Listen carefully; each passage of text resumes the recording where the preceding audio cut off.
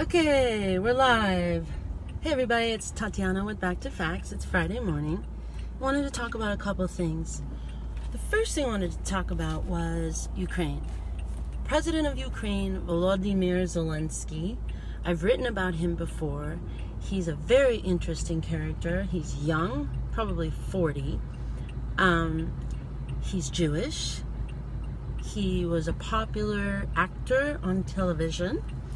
And he won in a landslide in April 2019. He was at the Munich Security Conference in mid-February, recently. And that was where he was interviewed by Christiane Amanpour, CNN's chief international correspondent or bureau chief or whatever. And it was during this luncheon. And so there were a lot of senators from the United States and a lot of media and Western media. So the headlines were, I'm ready for my next call with President Trump. CNN, of course, CNN spun this as, in spite of Trump, I know what it was. The headline on YouTube for CNN's clip of this said, Ukrainian President Zelensky counters President Trump's claims of corruption. Ha ha ha! That's absolutely hilarious that would be their spin and their headline. Those of you who've read my series on Ukraine know that the State Department, the U.S. Department of State, the career diplomats, many of whom testified before Congress and Adam Schiff's committee, they are tied with the Atlantic Council think tank, which is a very old, well-established think tank in Washington, D.C., established by 4 former secretaries of state in 1961. And the Atlantic Council has basically pushed, pushed our policy toward Ukraine. They've been pushing our policy toward Ukraine for decades, and in fact, in 2015, after the United States helped overthrow the previous president, who was closer to Russia, after that, a blogger named Josh Cohen, who wrote for the Atlantic Council, and he said, the headline was, Ukraine is so corrupt, it would make a Nigerian prince, it would embarrass a Nigerian prince. Ukrainian corruption is so bad, it would embarrass a Nigerian prince. Went on to detail the well-known instances of embezzlement, the oligarchs, which Russia also has, and the fact that billions and billions had been moved offshore, siphoned off, and not used for the Ukrainian people.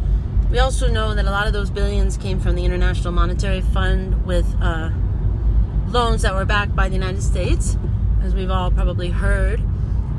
And so the idea that Trump just came up with this thing that Ukraine is corrupt is so laughable, because what I observed is it almost feels like the establishment government in the United States, the State Department, the deep state, has been pushing this Ukraine is corrupt narrative almost a little bit too much. It's very odd. And we also know that Natalie Jaresko, who is now managing the bankruptcy of Puerto Rico, she is a Ukrainian American, born in Illinois, I believe, and she actually was made the finance minister of Ukraine when President Poroshenko took power after the revolution that the United States helped. In fact, she renounced her U.S. citizenship, and I guess she had dual citizenship, and became a Ukrainian citizen so that she could become the finance minister of Ukraine. But that's not all. She was also a diplomat in Kiev in the 80s and 90s. She has a history there. She also managed an investment fund with money from USAID, which is the main agency that distributes all of our millions and millions to countries around the world. And I posted an article showing that she had paid herself a very generous sum of money, as well as really high, over-the-top bonuses for her and her friends. And so one wonders why Ukraine is the second poorest country in Europe, just above Moldova. They're both in the same region near the Black Sea. The Black Sea is so wealthy in natural resources. So there's definitely some funny business going on. Of course, Christiane Amanpour was asking Zelensky, how do you respond to President Trump's claim that Ukraine is the third most corrupt nation in the world? Now, I haven't checked that claim, but I don't really think President Trump is the one that's been repeating himself about Ukraine. I mean, he does repeat himself way too much, which is annoying, but I don't think he's been repeating himself about Ukrainian corruption. He just said, if we've been hearing about this, then why shouldn't I look into how much aid we're going to be giving them and where it's going to go? I mean, if you looked at the ledger of the loans that they've had loaned to them since the 80s and that haven't been paid back, you would want to wait to give them more money too. It would be like a dad who just keeps giving like a 35-year-old money, and the 35-year-old is starving and keeps asking for more money. Now, is Ukraine like a spoiled child, grown child? No. It's I almost feel like it's being strangled by unseen forces. Like, where is this money going? Why aren't these oligarchs punished?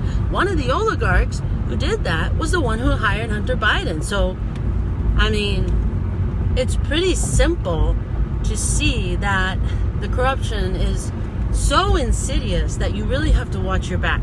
You have to watch who you ally yourselves with. And yet, I was looking through some pictures of Ukraine, specifically Dnipropetrovsk, which is the region where Zelensky is from. It's in the east, but it's bordering the Donbass, Donetsk and Luhansk, which are provinces, regions where that are bordering Russia. Anyway, I was looking at the city, the capital city, and it's beautiful. It's so beautiful. They have this amazingly beautiful train station. The architecture is so avant-garde and very pleasing to the eye. So I would really like to see this country succeed. I'd like to see Zelensky succeed.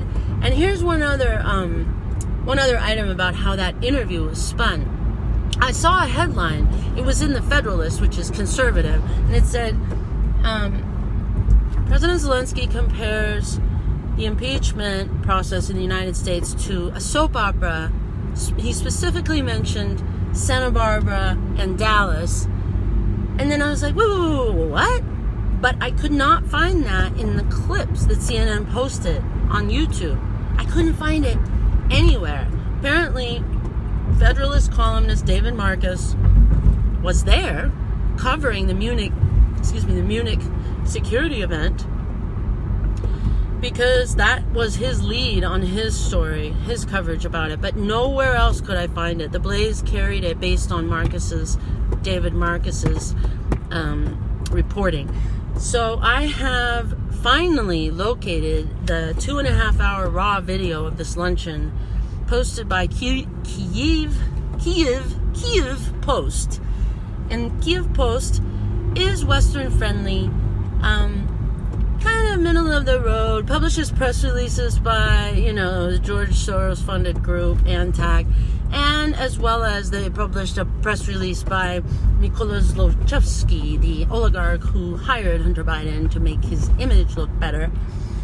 So Kyiv Post, thank goodness, posted the full interview, but if they hadn't, then we would have CNN spin, stating basically that Zelensky is kind of pushing back. He's definitely pushing back on Trump's claims that Ukraine is corrupt, while totally ignoring the fact that Zelensky said that he thought the impeachment process was a soap opera. Remember, the New York Times criticized Zelensky as being weak when he said that there was no pressure put on him. So, this is how it works, folks. This is how it's done. Let's say you were just a reporter at the Munich Security Conference, and you saw that he said it's like a soap opera. You probably wouldn't put that in your article or clip because you want it to look like Donald Trump is a liar and he's getting a slap on the wrist. Of course Zelensky doesn't want people repeating over and over that Ukraine is corrupt. But as he said that he told Donald Trump, he said, it's a new day.